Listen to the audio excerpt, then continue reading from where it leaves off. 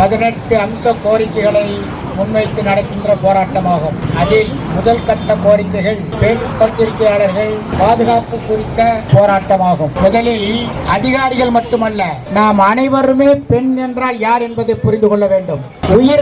உயிர் முகத்தை உலகிற்கு அறிமுகம் செய்து காட்டுபவர் பெண். பெண் இல்லை என்றால் எந்த உயிரும் இந்த உலகத்தை காண முடியாது. அதிகாரம் செலுத்துவோர், அரசு அதிகாரம் செலுத்துவோர், அரசியல் அதிகாரம் செலுத்துவோர் அனைவரும் ஒரு தாய் பெற்ற பிள்ளைகளே. இதை முதலில் புரிந்து கொள்ள வேண்டும். சமுதாயம், பொருளாதாரம், அரசியல், அரசாங்கம், பத்திரிகை துறை, இந்த துறைகள் எல்லாம் பெண்கள் முன்னேறி வர முடிவதில்லை. தடையை மீறி வந்தால் அவர்கள் அலட்சியப்படுத்தப்படுகிறார்கள், அடிமைப்படுத்தப்படுகிறார்கள், பாலியல் சீண்டலுக்கு உள்ளாகிறார்கள். நமது கூட்டமைப்பை பொறுத்தவரையில் பெண்களை மட்டுமல்ல, பெண் பத்திரிகையாளர்களையும் ஒரு சேர மதிக்கிற கூட்டமைப்பு.